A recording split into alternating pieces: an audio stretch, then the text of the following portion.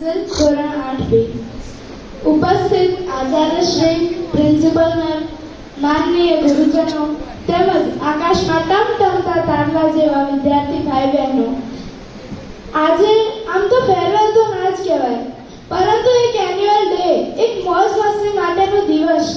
તો સર્વપ્રથમ મારા એક્સપિરિયન્સ આપ સૌની સાથે શેર કરવા ઈચ્છું છું.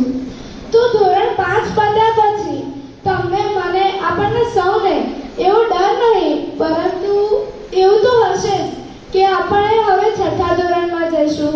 ત્યાંના શિક્ષકો, નવા વર્ગો, નવું વાતાવરણ, વિષયો આપણને ફાવશે કે નહીં તે જાણવાની આતુરતા તો હશે જ.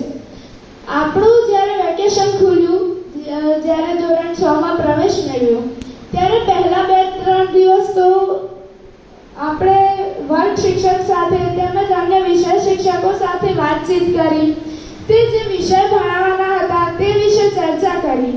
આપણે એકબીજાને સમજવાનો પ્રયત્ન કર્યો, જાણવાનો પ્રયત્ન કર્યો. ધોરણ 6Bમાં સર્વપ્રથમ વર્ગ શિક્ષક હતા જયેશ સર. 6થા ધોરણમાં આપણે ખૂબ જ મસ્તી મજાક કરી તેમજ ગમત સાથે જ્ઞાન મેળવતા 6થું ધોરણ પૂરું કર્યું. ત્યારબાદ આપણે 7મામાં પ્રવેશ મેળવ્યો. ત્યારે પણ અમારા વર્ગ શિક્ષક જયેશ સર જ હતા. 7મામાં પણ ખૂબ જ ધમાલ મસ્તી કરી, ગમત સાથે જ્ઞાન મેળવતા આપણે 7મું ધોરણ પણ પસાર કર્યું અને 7મામાં જીવનમાં પ્રથમ વખત 3 દિવસના પ્રવાસમાં આપણે સૌએ ભેગા મળીને મોજ કરી હતી. દ્વારકા, સોમનાથ, જૂનાગઢ જેવા વિવિધ સ્થાનોએ આપણે ગયા. શિવરાજપુર બીચ, માધવપુર બીચ જેવા બીચમાં આપણે હોર્સ રાઇડિંગ તેમજ શિક્ષકો અને મિત્રો સાથે મોજ માણી. પાણી અને રેતી સાથે રમવાની પણ એક અદ્ભુત એવી મજા હતી. આપણે એક એવા પળો સાથે વિતાવ્યા કે જે ખરેખર અવિસ્મરણીય છે. એમ કરતા 7માની ફાઇનલ એક્ઝામ પણ ગઈ અને 8મું આવ્યું અને 8મા ધોરણમાં પણ અમારા વર્ગ શિક્ષક જયેશ સર જ હતા. તેમનો પ્રેમાળ અને આનંદી સ્વભાવ એ હંમેશા મારો આદર્શ બનીને રહે છે. 8મામાં પણ આપણે પ્રવાસ ગયા, એમાં પણ કચ્છમાં આપણે માંડવી, ભુજોડી, સ્વામિનારાયણ ભગવાનનું મંદિર ત્યાં બની ગયા. માંડવી બીચ પર પણ આપણે ખૂબ જ મજા કરી, હોર્સ રાઇડિંગ કર્યું, એટીવી ચલાવ્યું, પછી પાણી અને રેતી સાથે રમ્યા. એમ કરતા મિત્રો અને શિક્ષકો સાથે ખૂબ જ મજા કરી. એમ કરતા 8મામાં પણ હવે સોમવારથી ઓરલ ચાલુ થશે અને પછી લેખિત પરીક્ષા અને ત્યારબાદ 8મું પણ પૂરું કરીશું. તો હવે વાત કરું ક્લાસરૂમની.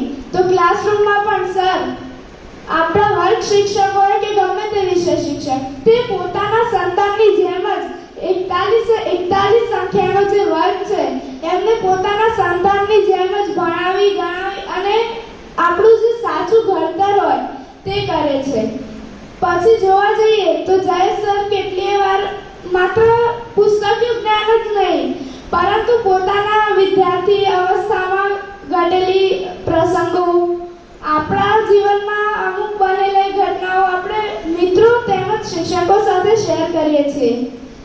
એવી જ રીતે બીજા શિક્ષકો, આશા ટીચર, કાજા ટીચર, ગુનેશ સર કે સંજય સર ઇંગ્લિશ વાળા કે સંજય સર હિન્દી વાળા, સુનિલ સર, રવિ સર, જીનેશ સર, તમામ સર અને ટીચર્સ આપણને માત્ર પુસ્તકીય જ્ઞાન જ નહીં, પરંતુ આપણે જીવનમાં ક્યાંય પાછા ના પડીએ, આપણા જીવનનું સાચું ઘડતર એવી રીતે કરે છે કે માત્ર આપણને ખાલી ગોખણ્યું જ્ઞાન કે પુસ્તકીય કીડો બનાવવા પૂરતું જ નથી ભણાવતા, પરંતુ આપણા જીવનનું સાચું ઘડતર કરે છે.